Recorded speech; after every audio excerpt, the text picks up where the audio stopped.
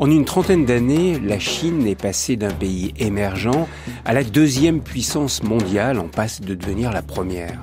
Mais comment ce pays gigantesque, ce peuple d'1,4 milliard d'habitants, vivent-ils cette mutation? Qui dirige vraiment ce pays? L'omnipotent Xi Jinping ou le Parti communiste et ses 98 millions de membres? Les Chinois vivent-ils dans une société orwellienne, notée et surveillée en permanence par des caméras? Comment démêler le vrai du faux sur ce que nous croyons savoir de la Chine? Eh bien, c'est ce dont nous allons parler avec notre invité aujourd'hui, Frédéric Lemaître. Bonjour et bienvenue dans cette émission Visage. Pendant 5 ans, de 2018 à 2023, vous avez vécu en totale immersion en Chine. Vous étiez basé à Pékin comme correspondant du quotidien Le Monde. Vous publiez aux éditions Talendier le fruit de votre travail et surtout votre analyse de cette société chinoise dans un livre intitulé « 5 ans dans la Chine de Xi Jinping ». Alors avant de partir nous immerger avec vous dans l'empire du milieu, est-ce que vous pouvez nous préciser ce qu'est un correspondant permanent dans un pays envoyé par un grand journal comme Le Monde? Être correspondant, c'est être à l'étranger et essayer de résumer l'actualité de ce pays pour les lecteurs français. Donc, être correspondant en Chine, c'est particulier. Il y a 2 particularités. La première, c'est évident, l'immensité du pays. J'étais auparavant 6 ans correspondant en Allemagne. Je peux dire que je couvrais à peu près l'Allemagne parce que je crois avoir été à peu près en mesure de comprendre toutes les grandes tendances de la société allemande, à peu près. Et en Chine, ce n'est pas possible. En Chine, c'est impossible. Donc, je ne dis jamais que je couvre la Chine. On ne couvre pas la Chine, voilà, à cause de l'immensité du pays et aussi de son système politique. Mais si on vous envoie comme correspondant, c'est-à-dire que si un journal comme Le Monde ou comme d'autres journaux envoie quelqu'un sur le terrain pour y vivre, c'est bien qu'on attend quelque chose de particulier de lui, non? Que d'un journaliste qui est dans un bureau à Paris. Le Monde est le quotidien français qui a le plus de correspondants à l'étranger. Cela nous coûte cher, mais nous en sommes fiers parce qu'effectivement, quelle est la valeur ajoutée du correspondant? C'est justement d'être au cœur de la société du pays qu'il couvre, voilà, donc... Et ça, c'est important, là, 5 pour ans, évidemment, j'ai passé 5 ans avec les Mmh. Chinois, donc évidemment, on sent... Alors, il y a une autre vision du monde qui arrive, je veux dire, couvrir la Chine de Pékin, c'est pas couvrir la Chine de Paris, et en plus, enfin voilà, on est entouré de Chinois, on sent aussi cette société, on le voit bien. Mmh. Mais alors, vous dites c'est difficile de couvrir la Chine, parce que, bien sûr, le pays est immense, le pays est complexe. Le pays, j'imagine, on ne circule pas en Chine comme on circule en Allemagne. Par exemple, si vous vouliez aller au Tibet ou chez les Ouïghours au Xinjiang, vous deviez demander des autorisations spéciales, non? Oui et non. Moi, ce qui a marqué mes années chinoises, puisque j'y étais d'octobre 2018 à décembre 2023, c'est évidemment été la politique zéro Covid. Donc, durant ces années, notamment 2022, on ne pouvait quasiment pas voyager. Mais en tant que journaliste, depuis 2008, vous pouvez aller dans toutes les provinces sans demander d'autorisation préalable. Même les journalistes. À l'exception du Tibet, qui nous est totalement interdit. Alors ailleurs, on peut circuler entre guillemets librement. Bon, la liberté s'arrête à l'entrée de l'hôtel dans le meilleur des cas, puisque dès que vous allez à l'hôtel, l'hôtel est obligé d'envoyer votre passeport tout de suite au commissariat, et là, les ennuis peuvent commencer. Mais alors Frédéric Lemaître, pourquoi est-ce qu'il vous a fallu 7 mois pour obtenir un visa pour être correspondant en Chine? Quand on voit que mon successeur a mis 1 an pour l'avoir, la question c'est pourquoi n'avoir mis que 7 mois pour avoir un visa? Donc ça, il faudra le demander aux autorités chinoises. Les autorités chinoises mettent un certain temps à délivrer des visas aux journalistes étrangers. Donc il y a une interprétation qu'évidemment, qu'ils n'ont pas forcément très envie de nous voir. Donc ils nous donnent quand même des visas parce que ils sont quand même la 2e économie mondiale et voilà. Mais ils l'interdisent aux Américains. Je crois que vos confrères américains n'ont pas l'autorisation de résider. C'est plus compliqué que ça. Il y a Trump qui a décidé en 2019, je crois, de ne plus accorder de visa, enfin de désigner certains journalistes chinois comme espions. Du coup, les journalistes américains en Chine ont vu leur visa eux aussi supprimés. Et maintenant, il y a de nouveau quelques journalistes américains qui sont en Chine. Mmh. Est-ce que vous n'êtes pas perçu comme un espion potentiel en étant journaliste, correspondant en Chine? Un espion potentiel, sans doute, mais surtout un fauteur de troubles. À vrai dire, je pense que c'est davantage ça qui pose problème aux autorités chinoises. Donc, espion potentiel, j'en sais rien. Moi, en tout cas, ils ne me l'ont jamais dit, ni même suggéré. En revanche, être un empêcheur de tourner en rond, oui, bien sûr. Vous avez pu travailler librement, Frédéric Lemaître, en Chine pendant ces 5 ans? J'ai pu travailler, je n'ai pas pu travailler librement. C'est même le premier pays de ma longue carrière où je me suis auto-censuré. Non pas par danger pour moi, honnêtement, je ne me suis jamais senti en danger en Chine, je ne courais pas de risque physique, je ne cherche pas à jouer les héros, mais pour ne pas mettre en danger mes interlocuteurs chinois. Donc elle est là la limite de l'exercice en Chine. Ça c'est important, de ne pas mettre en danger les personnes que vous interviewez sur place. Évidemment que c'est important, évidemment, bien sûr. Donc, et puis les Chinois se méfient de vous, voilà. Et puis par ailleurs, les officiels chinois hésitent de plus en plus, disons, pour être plus explicite, refusent de plus en plus souvent de vous accorder la moindre interview. Donc, je ne veux pas dire qu'on travaille librement en Chine, non. Est-ce que c'est vrai, Frédéric Lemaître, que vous ne pouvez pas être en tête-à-tête avec un membre du parti ? Et c'est vrai que théoriquement, les membres du parti, quand ils voient un étranger, doivent être 2. Donc pour toutes les rencontres officielles, oui, c'est vrai. Et même certaines rencontres privées, c'est même parfois presque assez touchant. Je me souviens d'avoir été invité à dîner par un grand juriste chinois, qui est d'ailleurs passé par une grande école française. Donc il m'a invité à dîner pour parler du droit chinois. Et il avait été, je crois, obligé d'inviter également à ce déjeuner une étudiante chinoise qui manifestement était là pour le surveiller. Ce qui fait que 98 millions de personnes en Chine qui sont membres du parti ne peuvent pas vous rencontrer simplement et librement, quoi. Voilà, ou en tout cas, si elles le font, parce que quand même certains nous rencontrent, c'est toujours un peu risqué. Voilà, je raconte une anecdote qui est assez touchante aussi. J'ai fait évidemment un petit pot pour mon départ, et avec quelques dizaines de personnes, et les Chinois présents, plusieurs m'ont demandé qui étaient les autres Chinois qui participaient, parce que répondre à une invitation d'un journaliste occidental, même sur le départ, ça peut ne pas être politiquement bien vu. Visage, Thierry Lyonnais. Alors Frédéric Lemaître, nous allons découvrir ensemble ces 5 années dans la Chine de Xi Jinping, pour reprendre le titre de votre livre, ces 5 années que vous avez passées à essayer de comprendre la société chinoise, et notamment vous écrivez 5 années les plus passionnantes d'une vie professionnelle. Vous avez déjà vécu des activités professionnelles, vous nous l'avez dit, à Berlin et dans d'autres pays, des reportages. Pourquoi c'était 5 années les plus passionnantes de votre vie de journaliste ? Pour 2 raisons. La première, c'est que vu la place, il y a même 3 raisons. La première, c'est que vu la place qu'occupe la Chine dans le monde, il y a un tel besoin d'informations sur la Chine que c'est passionnant d'être journaliste là. On a quand même vu on est en train de voir le basculement un peu du monde, en tout cas l'émergence de ce sud global que la Chine voudrait fédérer. Donc c'est très intéressant. Par ailleurs, si vous vous intéressez à l'actualité américaine, vous pouvez lire le New York Times ou les journaux américains. Si vous vous intéressez à l'actualité chinoise, c'est plus compliqué, et peut-être moins utile, de lire la presse chinoise. Donc je pense qu'en tant que journalistes occidentaux, on a une véritable valeur ajoutée. Donc on a vraiment un rôle important, même s'il faut rester modeste, on a un rôle de médiateur important, et surtout on est au cœur de la deuxième puissance mondiale et qui est en train de s'affirmer, qui veut même rivaliser avec les États-Unis. Donc c'était des années passionnantes, et voilà.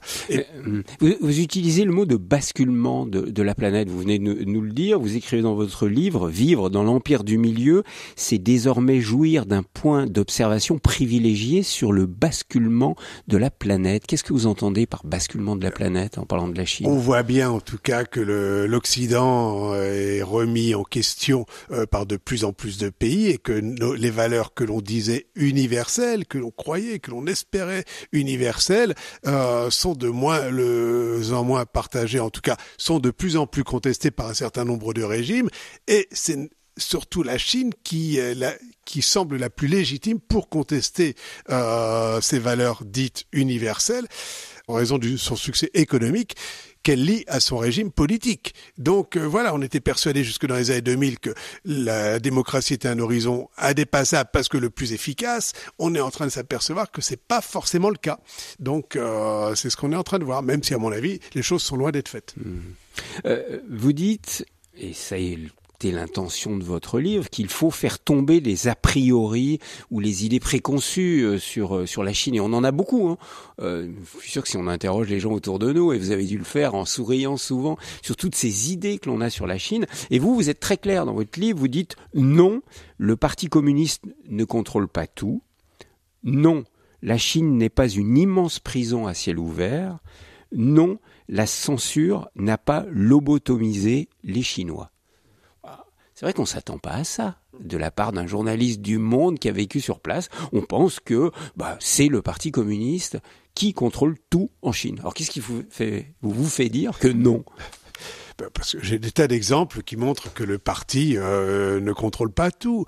Et même le parti est une machine de 100 millions de personnes qui elle-même a sa propre bureaucratie, ses lourdeurs. Par exemple, si on prend la critique qu'on fait souvent à la Chine d'être Big Brother, voilà, d'utiliser une nouvelle technologie pour tout surveiller. C'est à la fois vrai et faux.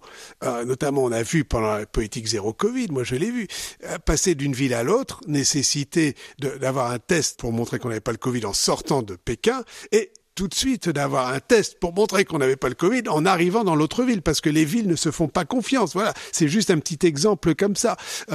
Dès qu'on circulait, il fallait 2 tests anti-Covid. Mais là, on peut se dire, c'était une situation particulière, c'était celle du Covid. Mais dans une situation hors Covid. Mais même dans une situation hors Covid, il y a une société en Chine, il y a une opinion publique en Chine. On l'a vu là aussi, c'est un exemple lié au Covid, mais qui est quand même intéressant. L'émotion liée à la mort du docteur Li en février 2020. Voilà, ce docteur qui à Wuhan était parmi les premiers en janvier 2020 à dire attention, Covid, danger. En tout cas, nouveau virus, danger, qui a été arrêté par la police et 1 mois et demi après, enfin même 5 semaines après, il est décédé du Covid. Et ça a provoqué une émotion énorme parmi les centaines de millions de Chinois qui l'ont exprimé, cette émotion, sur les réseaux sociaux. Si le parti contrôlait tout, il n'y aurait pas eu cette émotion qui aurait pu s'exprimer. Mais est-ce qu'il ne contrôle pas aussi les réseaux sociaux ?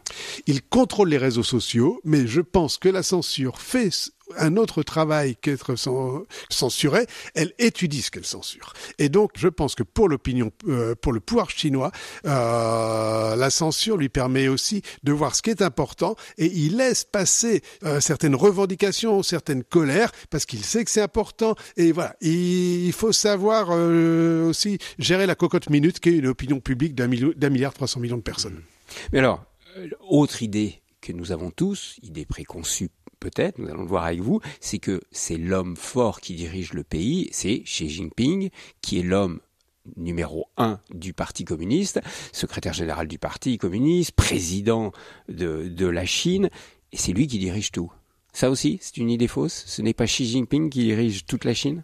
C'est Xi Jinping qui dirige le parti. D'un autre côté, on voit quand même des Chinois qui contestent à la chinoise l'ordre établi ou qui contestent aussi l'autorité de Xi Jinping. Alors, ils le disent à leur façon, évidemment, mais néanmoins, il y a une opinion publique, elle sait se faire entendre et malgré la censure, les informations passent en Chine. J'ai même tendance à dire que généralement, les Chinois savent davantage ce qui se passe à l'étranger que ce qui se passe en Chine même.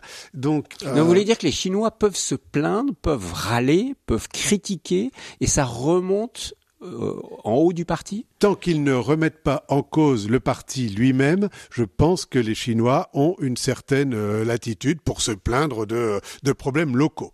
Alors après, s'ils se plaignent de manière trop véhémente, ça, évidemment, on met fin à leurs revendications. Surtout, je pense, la frontière, je pense que les Chinois peuvent se plaindre, mais il ne faut pas qu'ils se constituent en association, en organisation collective. Là, le parti veut vraiment contrôler c'est pour ça que je ne dis pas qu'il y a une société civile, je dis qu'il y a une opinion publique en Chine, mais pas une société civile, parce qu'il n'y a pas d'association véritablement indépendante du parti.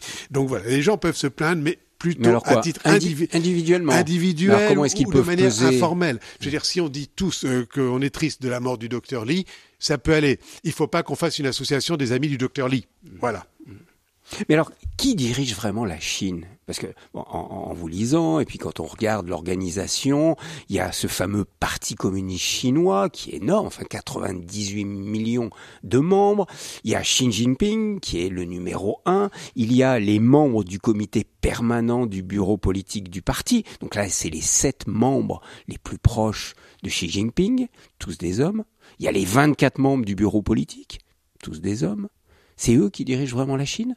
Ou c'est tout le parti avec les 98 millions de personnes qui font remonter ce qui se passe dans ce grand pays ? La réponse est à la fois simple et compliquée. Simple puisque Xi Jinping lui-même a dit le parti contrôle tout. Le nord, le sud, l'est, l'ouest, le centre. Donc voilà, la réponse officielle est celle-là. Et lui contrôle le parti. Il y avait des factions jusqu'à son arrivée. Il les a fait taire pour de bonnes ou de moins bonnes raisons. Donc on peut dire effectivement le parti contrôle tout. Or Xi Jinping contrôle le parti. Ça, c'est la version A. La version B, c'est qu'en fait, on ne sait pas comment se prennent les décisions au sommet du parti. Je veux dire, le parti communiste est une immense boîte noire dans laquelle il est très difficile de pénétrer. Et les Chinois, d'ailleurs, qui ne sont pas membres, se gardent bien d'essayer d'ouvrir cette boîte noire. Juste pour vous donner un exemple, je crois que c'était en mars 2020, Xi Jinping a fait une téléconférence avec 70 000 membres du parti, 70 000 responsables pour parler de la situation du Covid. Personne n'est au courant de cette réunion avant qu'elle se déroule. Donc, ils sont capables de faire une réunion avec 70 000 personnes sans que ça se sache. Donc, voilà, pour vous montrer l'ampleur de la boîte noire. Ça, c'est une chose. D'un autre côté, il y a sans doute des tensions en interne. Xi Jinping doit aussi sans doute faire des compromis. Et le parti ne contrôle absolument pas. On l'a vu à la fin de la politique zéro Covid avec les manifestations que lui à Shanghai et ailleurs. Il ne contrôle pas toute la Chine comme il le souhaiterait.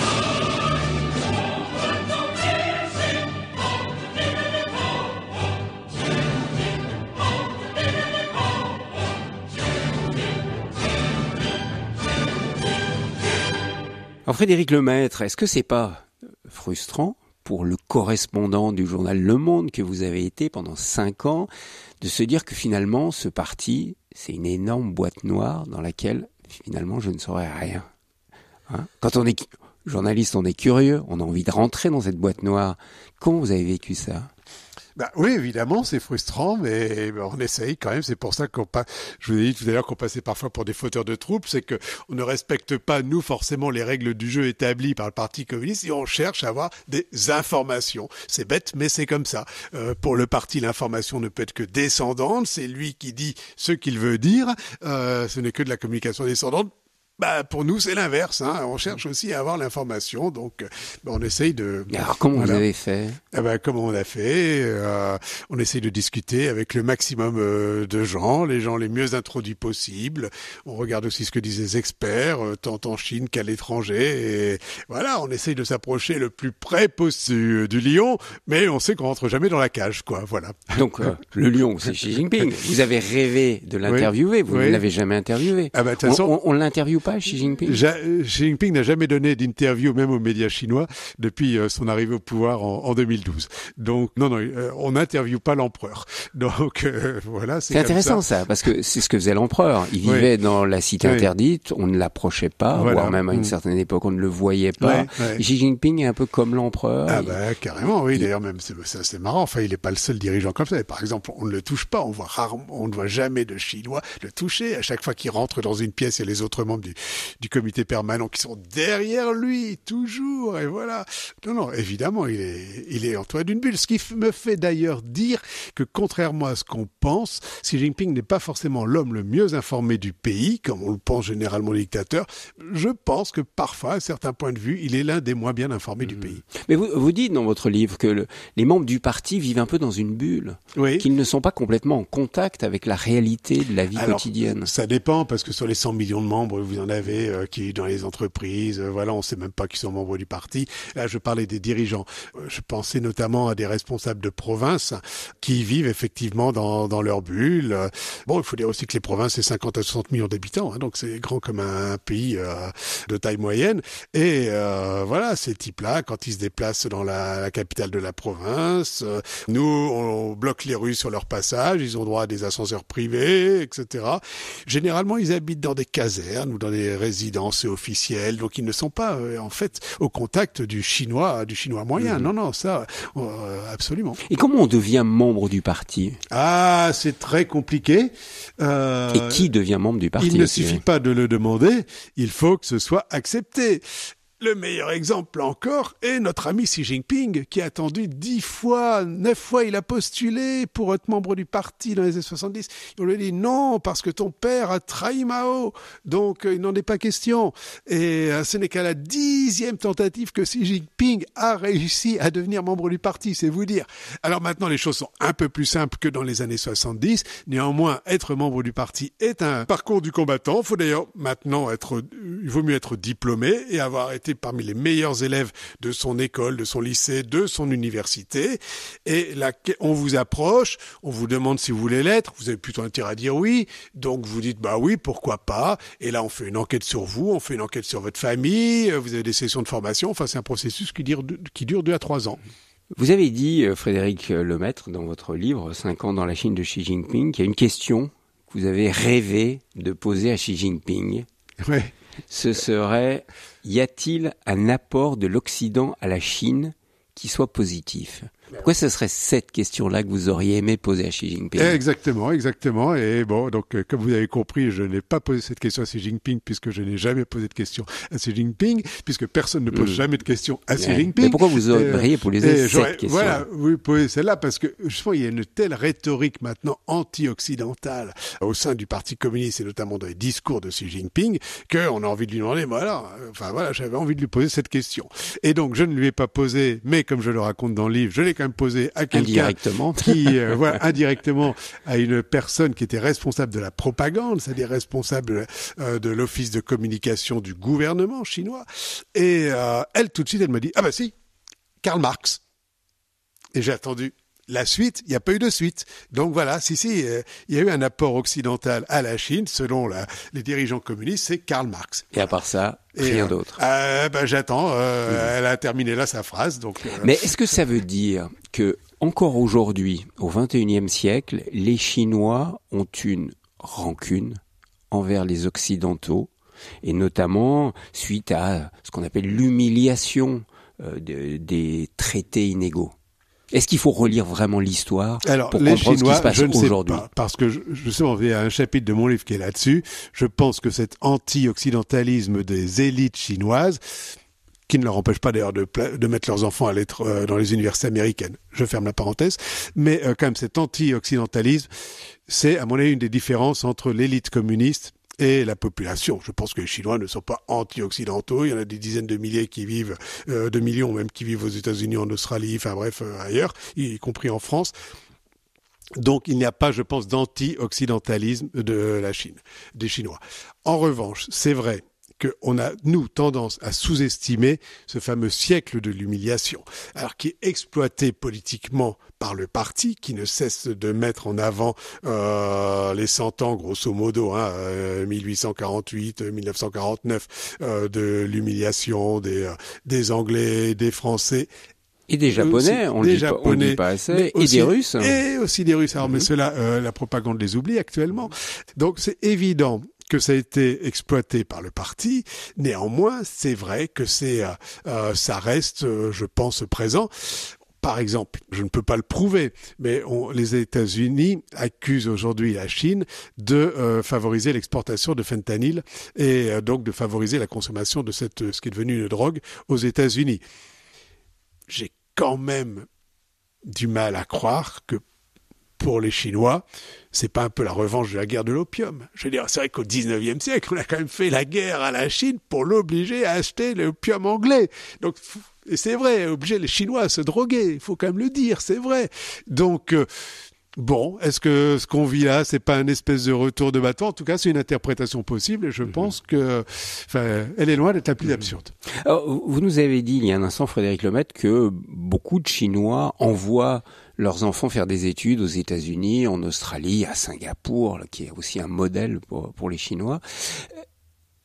Est-ce que ça veut dire que beaucoup de Chinois n'ont qu'un rêve, c'est de fuir la Chine et aller vivre en Occident, ou là encore c'est une idée fausse et que la majorité des Chinois finalement sont plutôt bien en Chine? Alors moi je pense que la majorité des Chinois sont plutôt bien en Chine. Je dis d'ailleurs dans la conclusion de mon livre que la Chine est une dictature de la majorité. Voilà, la Chine n'est pas une prison, une immense prison à ciel ouvert. C'est pas comme ça que vivent les Chinois. En revanche, je pense, alors il y a deux questions. Je pense que beaucoup de Chinois, notamment de la classe moyenne et de l'élite, s'inquiètent du système scolaire chinois.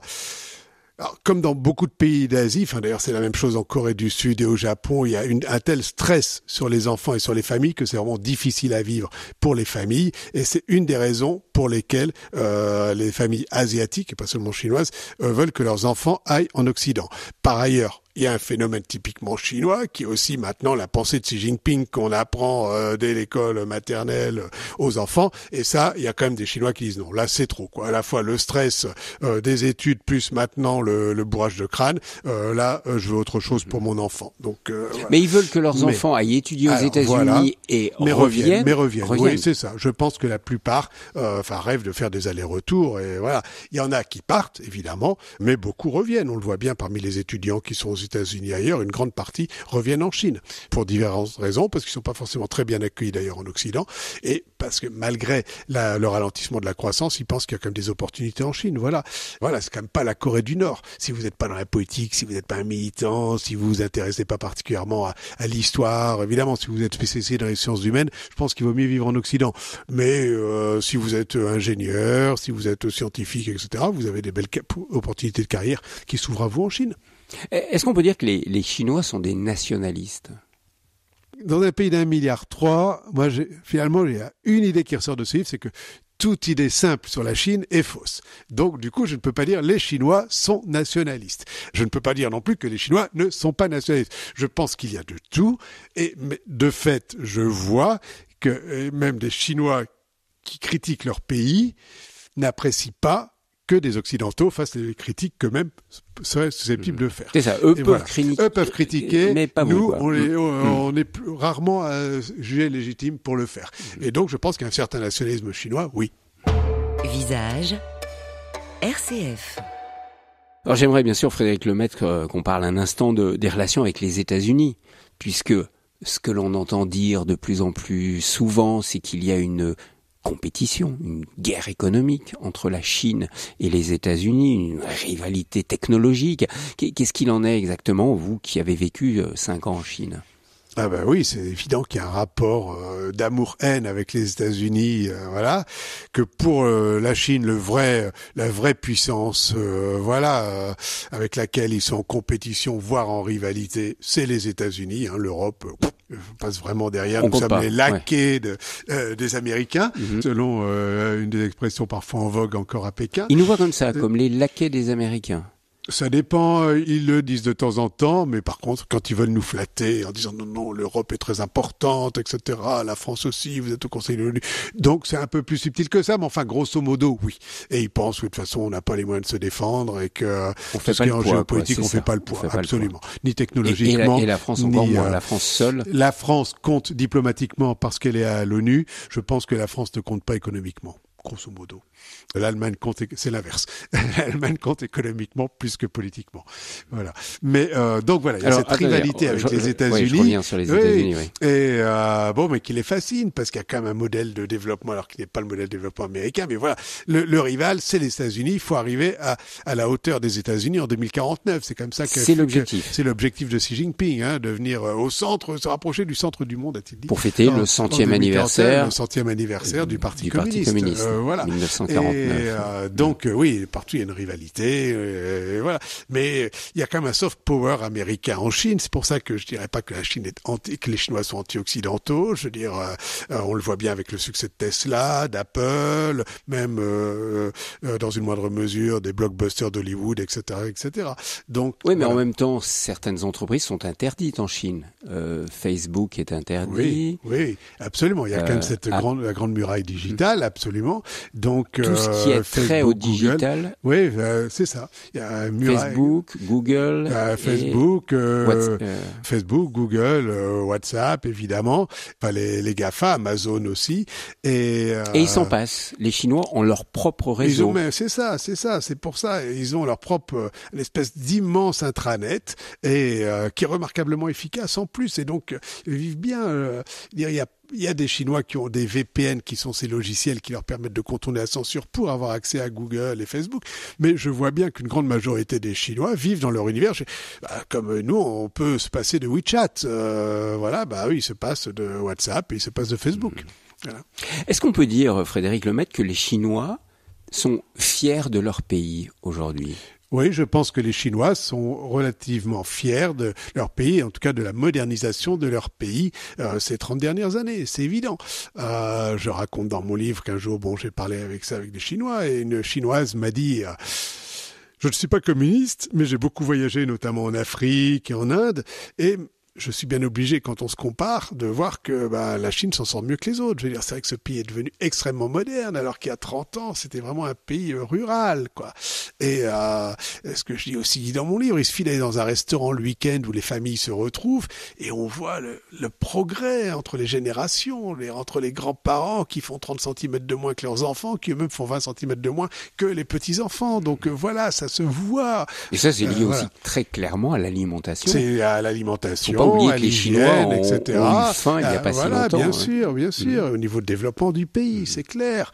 Voilà, et les Chinois qui encore, ça va très vite. Il y a 10 ou 15 ans, mettaient des heures, voire des journées pour rentrer chez eux par des vieux trains archibondés et de piètre et lents. Maintenant, circulent en TGV dans tout le pays et ne mettent plus que quelques heures pour rentrer chez eux. Voilà. Donc ça, ils le voient bien. Mais Frédéric Lemaître, ces Chinois qui ont le culte de la modernité, comme vous dites, cette modernité, ils la trouvent partout dans le pays, ou est-ce que c'est limité à la côte ou à certaines zones autour de Shanghai, Pékin, et pas dans les campagnes ? Non, c'est pas si simple que ça. Évidemment, la côte l'est du pays et notamment le sud-est est encore plus développée et ça va. Voilà, donc là, la vers pointe Shenzhen, de la modernité de Shenzhen à Shanghai, grosso modo. Là, c'est très développé, très moderne. Voilà, mais le reste du pays aussi. Je veux dire, c'est ça qui est assez bluffant. Même vous allez dans des villes comme Wuhan ou même Chengdu, la capitale du Sichuan, qui est très à l'ouest, qui est hyper moderne. Je veux dire, les grandes villes chinoises sont vraiment maintenant des îlots et de verdure et de modernité, il faut bien le dire. Alors la question que tout le monde se pose, c'est le lien des Chinois avec le réchauffement climatique. Est-ce que c'est une préoccupation ? Vous avez un chapitre qui s'appelle « Une Chine plus verte, mais... » 3 petits points. Donc j'aimerais bien qu'on parle de ces 3 petits points. Est-ce que le réchauffement climatique, c'est une préoccupation pour les Chinois ? Oui, le réchauffement climatique et la pollution notamment sont vraiment des préoccupations des autorités chinoises. Ça, c'est incontestable. La Chine a fait d'énormes progrès dans ce domaine. Je crois que c'est plus de 50% des énergies vertes qui sont maintenant en Chine. Je veux dire, la Chine a été fermée à cause du Covid jusqu'en 2023 et les Occidentaux qui sont rentrés en Chine depuis 2023, ce qui les frappe, c'est la modernité des villes et notamment la place qui occupe les voitures électriques. Et voilà, les villes sont devenues propres et silencieuses, quoi. Ça, c'est vrai. L'image que l'on a de Pékin, ville polluée, couverte par la poussière du charbon, c'est fini. Non, ça c'est fini. C'était essentiellement en 2013. Le pic de pollution à Pékin date de 2013, donc il y a maintenant plus de 10 ans. Et depuis, ça n'a cessé de progresser. Donc ce n'est pas totalement l'idéal. On peut toujours avoir des pointes de pollution en fonction du vent, etc. Mais grosso modo, on est passé de taux de particules là, par mètre cube, on atteignait 1000, à peu près ce qu'on a parfois maintenant en Inde, il y a 10 ans. Maintenant, on tourne autour de 70, 100, 150. C'est encore un peu trop. L'OMS dit qu'il ne faut pas que ça dépasse 60, donc voilà. Mais enfin, on n'est vraiment plus dans les situations où on hésitait à sortir, comme ça a été le cas il y a 10 ans. Et voilà. Ça, permettez-moi, c'est une décision du parti de se dire clairement. Maintenant nous allons lutter contre la pollution. Sûr, parce qu'ils voyaient que c'était et important. Donc cette décision du parti est puissante et donc permet très rapidement de transformer une situation. Oui, c'est quasiment le seul pays où ils peuvent fermer les usines et dire vous allez vous réinstaller à 50 km de là. Oui, donc la Chine est devenue un pays vert. Quand on voyage en Chine, on voit des centaines de milliers d'éoliennes, des panneaux solaires, en veux-tu, en voilà. Donc cette réalité est incontestable, mais il y a ces points de suspension. Pourquoi ? Parce que dans le même temps, la Chine développe de nouvelles centrales au charbon et les énergies renouvelables ne se substituent pas aux énergies fossiles, elles viennent s'y ajouter. Donc on peut très bien faire les deux démonstrations. La Chine, c'est le paradis vert, mais la Chine ouvre plus de centrales au charbon maintenant qu'il n'y en a en fonction aux États-Unis et en Inde confondus. Donc la Chine est aussi de plus en plus noire. Wow, et alors pourquoi les Chinois restent accros au charbon, comme vous dites ? Parce qu'ils ont besoin de tout et ils ont besoin pour le développement économique de toutes les sortes d'énergie. Donc ils prennent tout ce qui passe et il se trouve que ils insistent beaucoup, comme tout le monde maintenant, sur la sécurité nationale et l'indépendance énergétique et ils ont du charbon, comme l'Inde, comme l'Allemagne aussi, plus proche de nous. Et donc ils continuent de faire tourner leurs centrales au charbon. Donc ça veut dire qu'ils ont besoin de plus en plus d'énergie. Ils ont besoin de plus en plus d'énergie. Tous les moyens sont bons. Absolument. Et voilà. Mais ça veut dire qu'ils sont quand même conscients qu'en agissant ainsi, ils participent au réchauffement climatique. Honnêtement, je pense qu'ils ont le même dilemme que dans nos pays.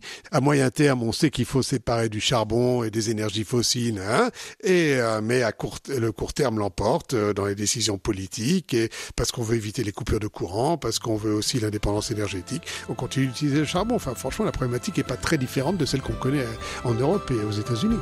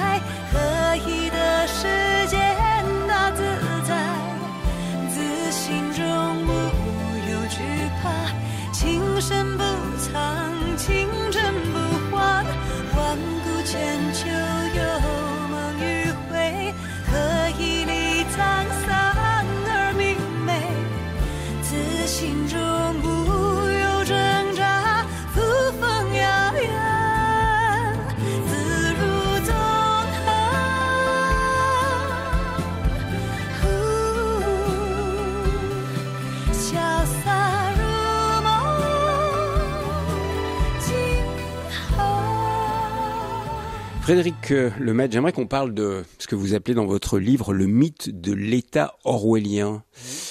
On a tous entendu parler de ce fameux crédit social sur un gouvernement chinois surveillant chaque personne, notamment avec la surveillance faciale. Alors qu'est-ce qu'il en est exactement, vous qui, comme correspondant du Monde, y avez passé 5 ans récemment? Alors certes, je pense que l'État a les moyens de contrôler la population davantage que dans n'importe quel autre pays, notamment grâce aux nouvelles technologies. En revanche, je dis qu'il n'y a pas de crédit social parce qu'on a l'impression, à lire certains médias occidentaux, que tous les Chinois ont une note en fonction de leurs idées politiques, en fonction de leur comportement d'automobilistes ou de piétons dans les rues, etc. Puisque comme ce n'est pas vrai que chacun a des points, a une note globale en fonction de son comportement. C'est ce qu'on nous a dit, c'est ce que certains de vos confrères journalistes nous ont dit. Je m'assure, parce que c'est faux, tout bêtement. Le crédit social existe. Mais en fait, il ne concerne à 98% que des chefs d'entreprise qui n'ont pas payé l'équivalent des URSSAF, grosso modo. Voilà. Vous avez des chefs d'entreprise qui ne payent pas leurs cotisations sociales. Ils ont d'abord un rappel, puis un deuxième rappel, un troisième rappel. Et au bout d'un moment, ils ont une note négative et on les empêche de prendre le train ou l'avion. Enfin, ils ont des sanctions comme ça. Mais ce n'est pas vrai que toute la population est notée en fonction de son comportement. Donc, il n'y a pas de crédit social. Tout bêtement, je le répète, on n'a pas une note globale en fonction les Chinois n'ont pas une note globale en fonction et de leurs idées politiques et de leur comportement. Et alors pourquoi vos confrères journalistes véhiculent des informations comme cela? Alors ça, je ne sais pas. Il faut leur demander. Ouais, mais moi, je vous pose la question quand même. C'est évident. Alors déjà, ce système existe dans une partie du pays, même s'il n'y a pas de note. C'est évident au Xinjiang, où les Ouïghours sont plus qu'étroitement surveillés par le pouvoir. Donc là, pour ceux qui ne le savent pas, je rappelle, les Ouïghours sont musulmans et sont étroitement surveillés. Voilà, parce qu'on les soupçonne de vouloir être prendre indépendantistes. Voilà, c'est ça. Donc, le Xinjiang est un cas particulier. Donc là, il y a beaucoup de surveillance faciale. Il y a beaucoup de surveillance faciale. Il y a aussi de la surveillance faciale ailleurs, mais ce n'est pas pour ça que il n'y a pas une note globale et où le Chinois qui pense mal ou critique Xi Jinping n'a pas le droit de prendre le train ou d'aller à l'hôpital. Enfin, ça, c'est totalement faux, quoi. Donc, voilà. Alors, le système de surveillance, on voit que tout est en place. Ça pourrait éventuellement avoir lieu, mais je pense que le parti se méfie parce qu'il sait que la population y est réticente. Par exemple, ça fait des années que la municipalité de Pékin nous dit qu'on va avoir la reconnaissance faciale dans le métro à Pékin. On ne l'a toujours pas. Parce qu'ils savent très bien qu'une partie de la population est très hostile à ça. Donc, c'est pour ça, je pense que la population, enfin l'opinion, compte en Chine. Et voilà, donc il y a un système de surveillance ou de sécurité, on l'appelle comme on veut. Ce que je dis, les caméras, moi il y en avait 74 dans ma rue, d'après ce que j'ai compté. En tant que journaliste, je déteste ça. En tant que parent, on est assez ravis de pouvoir se balader, que nos enfants puissent se balader le soir dans les rues. Vous dites qu'il y a une sécurité, incroyable dans ce pays. À quasi absolue maintenant, et qui est appréciée des Chinois et des Chinoises notamment, mais aussi de tout le monde, quoi. Donc voilà, donc ça joue, et donc il peut y avoir un contrôle social. Je pense qu'il y a un contrôle par la population aussi, mais il n'y a pas de Big Brother et un crédit social aussi développé. Quand vous dites contrôle par la population, ça veut dire quoi? Il y a délation si on sent que telle personne est critique vis-à-vis du parti? Oui, critique vis-à-vis du parti peut-être, mais vous avez quand même encore des comités de quartier avec des grands-mères qui sont au coin des rues, etc., et qui, dans le meilleur des cas, vous protègent et dans le pire des cas, vous surveillent. Elles jouent un peu les deux, quoi, entre assistantes sociales et gardiennes de la paix. Et vous, personnellement, comment vous avez vécu ça pendant ces 5 années où vous étiez correspondant du Monde? Vous avez été surveillé. Bien sûr. Comment on vit d'être surveillé, d'être finalement assez sur ses gardes en permanence, sur ce qu'on va dire, ce qu'on va faire, ce qu'on va transmettre par téléphone, par écrit? Oui. Comment on vit ça? Comment vous avez vécu ça? Moi, je ne l'ai pas mal vécu parce que je suis parti du principe.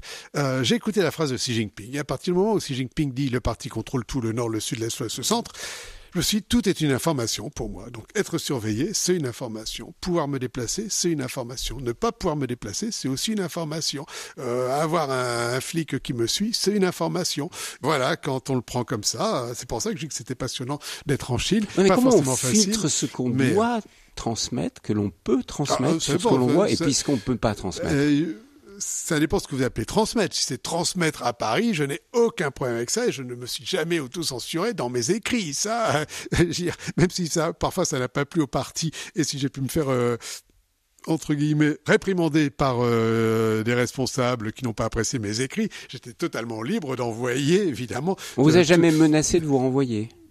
À la limite, ou de ne pas renouveler votre visa? Oui et non, on ne m'a jamais menacé de me renvoyer, mais même si on m'avait renvoyé, eh bien voilà, c'est une information. Par contre, de fait, j'ai eu des visas, j'ai été puni pour une série d'articles sur Xi Jinping que Le Monde a publié et à laquelle j'ai contribué à l'été 2019. Donc ça n'a pas plu au pouvoir et donc ça ils me l'ont dit explicitement. Au lieu d'avoir un visa d'1 an, j'ai eu 2 visas de 3 mois, puis après 2 visas de 6 mois. Voilà, c'est les punitions. Mais voilà, ça nous a pas empêché de faire cette série et d'écrire tout ce qu'on a écrit sur la Chine. Donc là-dessus, j'étais totalement libre d'écrire ce que je voulais. Après, je vous l'ai dit, je me suis autocensuré parfois pour ne pas mettre en danger des Chinois. C'est autre chose. Frédéric Lemaître, vous avez un chapitre sur les religions en Chine. Alors ça, c'est intéressant. Vous avez dit tout à l'heure que le seul apport positif était Karl Marx. On se souvient tous de la phrase de Karl Marx, comme quoi les religions, c'est l'opium du peuple. On est dans un pays officiellement laïque en Chine. Quel est le rapport aujourd'hui du Parti communiste avec les religions? Sont-elles autorisées, interdites ou tolérées? Alors je pense qu'il y a religion et religion. Et bien, il y a les religions chinoises. Taoïsme, le taoïsme, confucianisme, le confucianisme et on peut bouddhisme. mettre aussi le bouddhisme. Donc celles-là sont, on va dire, tolérées mais encadrées. Voilà. Mais parce que les Chinois restent religieux et voilà, le taoïsme est partout, même. Le communisme n'a pas effacé Non. le sentiment religieux chez les Chinois. Alors là, franchement, il y a qu'à voir le nombre de millions de Chinois qui, aux dates fixées par le calendrier, brûlent de l'encens ou des billets de banque pour communiquer avec l'au-delà. Enfin voilà, moi j'ai assisté à des pèlerinages taoïstes. Il y a des milliers de gens qui au printemps allaient dans les temples pour rendre hommage donc aux il y a des divinités prêtres, taoïstes. Il y a des prêtres, alors oui, il y a des prêtres, alors eux sont plutôt contrôlés. Mais enfin, donc voilà, ces religions-là vivent difficilement, mais elles existent, et en tout cas le religieux est encore un peu partout en Chine. C'est beaucoup plus compliqué pour les religions occidentales, que ce soit le catholicisme, le protestantisme, mais aussi c'est évidemment aussi compliqué pour l'islam, qui sont là beaucoup plus contrôlés, qui sont plus qu'encadrés, qui sont véritablement contrôlés, voire réprimés. On parle dans certaines revues chrétiennes de persécution des chrétiens et notamment des protestants. Beaucoup d'églises protestantes ont été fermées, des pasteurs emprisonnés. Bien sûr. C'est une réalité. Oui, c'est une réalité. Ça rejoint ce que je vous ai dit tout à l'heure. Le parti refuse toute organisation qu'il ne contrôle pas. Et donc, quand il y a une église protestante qui a trop de succès, de fait, les pasteurs peuvent être condamnés, réprimés et condamnés, ça va de soi. Et c'est parce que la plupart de ces églises sont financées par les États-Unis ? Je ne sais pas si elles sont financées par les États-Unis, mais je pense que certaines le sont ou l'ont été, mais je pense surtout que voilà, parce qu'elles veulent faire preuve d'indépendance à l'égard du parti. Et le parti n'accepte pas ça. Et le parti, évidemment, n'accepte pas ça. Et par rapport à l'Église catholique, c'est la même chose? C'est parce que les catholiques dépendent du pape et de Rome? Évidemment, et bien ça, entendu. Le parti ne l'accepte pas. Le parti ne peut pas l'accepter, d'où d'ailleurs le compromis qui a été conclu entre le Parti communiste et le Vatican en 2018 et qui a été renouvelé entre-temps sur la nomination des évêques. Savoir qui a le dernier mot, est-ce que c'est Rome ou est-ce que c'est Pékin? Donc, et c'est Pékin pour le moment. On ne connaît pas la teneur de cet accord. Manifestement, il semble que c'est Rome qui propose et que Pékin dispose, je crois, mais je n'en suis pas sûr. Mais est-ce que ces religions attirent les Chinois? Bien entendu. Notamment le protestantisme. Les évangéliques ont aussi le vent en poupe en Chine. On dit que, sauf erreur, il serait plusieurs dizaines de millions. Donc, à terme, ils seront plus nombreux que les communistes. Voilà. Même si apparemment il y aurait un espèce de plateau. Le catholicisme aussi attire. Alors, on parle peut-être de quelques millions de personnes, millions ou dizaines de millions de personnes. C'est moins important que le protestantisme. Mais oui, bien sûr, ces religions attirent, oui. J'aimerais qu'on parle également des minorités ethniques, parce que on parle toujours des Chinois comme si c'était un ensemble unique. Alors c'est vrai que même si les Han, c'est l'ethnie majoritaire, pratiquement à 92% de la population, je crois qu'il y a 105 millions de membres de minorités ethniques, de 55 minorités ethniques. Vous dites, en fait, le système chinois est un système d'assimilation. C'est ça. En fait, on veut les intégrer. C'est ça. Et on veut les siniser, quoi. C'est ça. Donc, on ne nie pas ces minorités qui ont été reconnues du temps de Mao. Donc, il y a 56 nationalités, 56. donc 55 minorités et une majorité, les Han.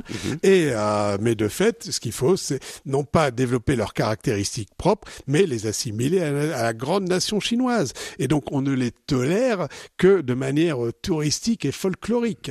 Le problème, alors, justement, de ces minorités, c'est que dans ces minorités, vous en avez quelques centaines ou 1000 ou 2000 personnes, mais vous en avez quand même comme les Ouïghours, c'est plus de 10 millions, quasiment 12 millions. Donc, minorité, bon, ok, mais enfin, bon... Et la politique est la même, que ce soit au Tibet, chez les Ouïghours... Je dirais plutôt que plus ils sont importants, plus ils sont réprimés, quoi. Faut pas croire que plus ils sont nombreux, plus ils ont de droits. Non, absolument pas. Donc voilà, et effectivement, pour le parti, notamment pour Xi Jinping, parce que c'était pas forcément le cas de ses prédécesseurs, il n'y a pas question de lâcher du lest et de leur donner une certaine autonomie, contrairement à ce que dit officiellement, parce que le Tibet et le Xinjiang sont des régions autonomes, officiellement, en fin de compte, c'est sans doute les régions les moins autonomes de toute la Chine. Et évidemment, là, tout passe par l'assimilation. Visage, l'expression de l'être. Est-ce qu'il fait bon vivre en Chine ? Je vous le demande à vous, ancien correspondant du Monde, mais est-ce que pour les Chinois, il fait bon vivre et ils sont très contents de vivre en Chine?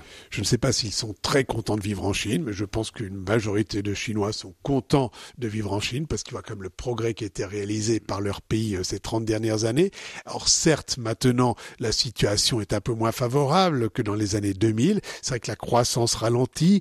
Grosso modo, quand même, j'ai l'impression que quand je suis arrivé en 2018, les Chinois étaient plutôt optimistes sur l'avenir de leur pays. Et maintenant, pour des raisons politiques, ils ont tendance à être plus pessimistes. Voilà, parce qu'ils voient que Xi Jinping s'arroche les pouvoirs, qu'il fait un 3e mandat, etc., etc. Donc on est passé, je dirais, du rose au gris. Mais le gris, il y a différentes nuances de gris, comme chacun sait, et ce n'est pas le noir, et c'est pour ça que je dis que la Chine Mais n'est est-ce pas une qu'ils immense prison. sont inquiets vis-à-vis de la question de Taïwan, et est-ce qu'ils ont peur que leurs enfants soient envoyés pour faire la guerre contre Taïwan? C'est une bonne question. Je ne sais pas si on peut répondre de manière générale, mais je pense que les Chinois expriment de plus en plus leur inquiétude face à Taïwan. Certains, soyons clairs, pour les Chinois, Taïwan, c'est la Chine, il n'y a pas débat. Mais de là à vouloir faire la guerre pour reprendre, la réunifier Taïwan, comme dit le parti, il y a un pas, effectivement, quand on est Chinois, comme dans n'importe quel pays du monde, on n'a pas envie que son fils, notamment son fils unique, aille mourir pour une cause qui n'est pas essentielle à vos yeux, parce que la Chine n'a manifestement pas eu besoin de Taïwan pour devenir un grand pays. Est-ce que ça veut dire que la menace de guerre avance en Chine? Est-ce qu'il y a un risque sérieux de guerre prochainement, c'est-à-dire dans les 2-3 années à venir, d'invasion vue du côté de Taïwan par la Chine continentale? Je dirais plutôt non. À 2 ou 3 ans. D'ailleurs, les experts taïwanais que j'ai rencontrés là en 2023 m'ont dit que la Chine ne sera pas prête avant 2030-2035. Et vous dites que les Taïwanais sont pas très inquiets dans votre livre. Je dis que les Taïwanais sont moins inquiets qu'on pourrait le penser pour 2 raisons. Parce que nous, on parle toujours des grandes manœuvres militaires autour de Taïwan, mais les avions et les bateaux chinois, les avions chinois ne passent pas au-dessus de Taïwan. Ils sont dans l'espace aérien, mais ça reste à des dizaines de kilomètres des côtes. Donc les Taïwanais, quand ils lèvent la tête, ils voient pas un avion chinois. Ça, c'est la première chose. En plus, ils disent, mais de toute façon, c'est de la propagande, ils veulent pas, nanana, et puis nous, on sera protégés par les États-Unis. Ils peuvent se tromper d'ailleurs. Mais en gros, c'est ça. Donc ils sont à la fois inquiets, mais ils ne pensent pas que le danger soit à court terme. Néanmoins, il peut y avoir très bien des incidents, il peut y avoir des choses, et on ne sait jamais ce qu'un Xi Jinping vieillissant et autoritaire peut être amené à faire dans les années qui viennent. Donc c'est pour ça que je reste prudent. Je ne dis pas, évidemment, il n'y aura pas de guerre. Mais je ne pense pas que ce soit l'hypothèse la plus probable à court terme. Et vous pensez, vous, Frédéric Lemaitre, que la Chine va devenir la première puissance économique mondiale, ou est-ce qu'on est dans une phase plutôt de déclin de cette puissance? Non, elle décline pas. Pour maintenant, elle progresse moins vite qu'elle n'a progressé, mais elle continue d'avoir une croissance positive, alors que la population chinoise, elle, est en train un peu de décliner. Ce qui veut dire que chaque Chinois... C'est le gros problème, ça, la la baisse de la démographie chinoise pour l'avenir? C'est un des gros problèmes, et ce qui est surtout un des gros problèmes, c'est le vieillissement de la population et les conséquences sur la protection sociale chinoise. Ça, c'est un défi majeur de la Chine dans les décennies à venir, oui. Et vous le dites, très peu d'étrangers qui viennent s'installer en Chine. Pour maintenant, c'est un pays totalement, qui n'accueille pas les étrangers. 0,0006% d'étrangers en Chine. C'est ça. Officiellement, 800 000 étrangers en Chine, c'est-à-dire 2 fois moins qu'en région parisienne. C'est incroyable. Voilà. Et justement, que pense-t-il faire pour lutter contre ce vieillissement de la population? Le sujet est tabou. On pense à la réponse, ça va être peut-être des robots, etc. Je n'en sais rien. Je vois mal comment ils vont pouvoir échapper à ouvrir les portes à une immigration, comme les pays riches asiatiques, avec des femmes venues de Malaisie, d'Indonésie, des Philippines, etc. Comme Hong Kong. Comme Hong Kong, comme en Taïwan aussi. Donc voilà. Frédéric Lemaître, on arrive bientôt à l'issue de cette émission ensemble. Vous écrivez dans votre livre « 5 ans dans la Chine de Xi Jinping », s'il y a bien une leçon que j'ai retenue de ces 5 années, c'est qu'il faut se garder de toute lecture univoque de la Chine. Comment faire pour se garder parce que tout le monde va pas avoir la chance d'aller vivre en Chine comme vous l'avez fait. Comment faire pour ne pas avoir ces lectures souvent trop univoques sur cet immense pays? Je crois que j'essaye de le démontrer dans mon livre. Je pense qu'il faut être à l'écoute de la société chinoise, et celle-ci est quand même plus diverse qu'on le dit. Voilà. Ma thèse est qu'on surestime l'influence que les dirigeants occidentaux peuvent avoir sur Xi Jinping, mais qu'on a tendance à sous-évaluer l'importance et l'influence que peut avoir la population chinoise sur ses dirigeants, tant que cette population ne remet pas en cause le primat du parti. Et voilà. Donc il faut écouter la Chine. C'est pas seulement écouter Xi Jinping, c'est écouter la société chinoise dans toute sa diversité. Voilà, évidemment, il vaut mieux être en Chine pour le faire, c'est pour ça que j'ai fait un livre, mais il y a également des tas de moyens, même quand on est en France, d'écouter les Chinois. Voilà. Mais faut-il trembler face à la Chine? Vous voyez l'allusion que je fais à ce vieux livre maintenant de Perfit, quand la Chine s'éveillera, le monde tremblera. Est-ce qu'il faut trembler? Je pense que la Chine non, je ne pense pas qu'il faille trembler, parce que c'est un fait. De toute façon, la Chine ne va pas changer, ou en tout cas, si la Chine change, c'est parce que les Chinois le voudront et non pas parce que les Occidentaux le voudront. Et je pense que... Personnellement, je tremble davantage quand je vois les failles de notre système démocratique. C'est surtout ça qui me fait trembler. Mais en France et aux États-Unis notamment aussi. aux États-Unis, évidemment. Évidemment, bien sûr. Et là, je pense que c'est inquiétant, et évidemment, ça ne peut que donner du grain à moudre à la propagande chinoise. C'est ça qui est inquiétant. Une question personnelle pour terminer, Frédéric Lemaître. Qu'est-ce que ces 5 années en Chine ont changé, peut-être chez le journaliste que vous êtes, mais aussi chez l'homme que vous êtes? Chez le journaliste, je pense que j'ai aussi fait ce livre parce que quand on est journaliste, on a toujours tendance à montrer les trains qui n'arrivent pas à l'heure. Et dans un pays d'1,3 milliard d'habitants, il y a évidemment toujours des trains qui n'arrivent pas à l'heure. Et comme si Jinping dit qu'il est responsable de tout, notre travail, c'est de dire les trains n'arrivent pas toujours à l'heure. Bon, mais il faut aussi montrer que 99% des trains arrivent à l'heure. Et c'est ce que j'ai voulu faire. Donc voilà, c'est aussi une réflexion. Ce livre est aussi une réflexion sur le journaliste. Et bon, par ailleurs, l'homme, je pense, a une autre vision du monde. Déjà, quand j'étais correspondant en Allemagne, ma vision de la France a changé. Et là, en étant en Chine, je vois cette émergence du Sud global et cette remise en cause de l'Occident. Manifestement, c'est une tendance lourde des décennies à venir. Merci beaucoup, Frédéric Lemaître. J'ai eu vraiment beaucoup de plaisir à me plonger dans votre livre, donc 5 ans dans la Chine de Xi Jinping, que vous avez publié aux éditions Talendier. Puis merci en quelques minutes d'avoir essayé de résumer ces 5 années de vie dans ce pays. Merci à vous surtout.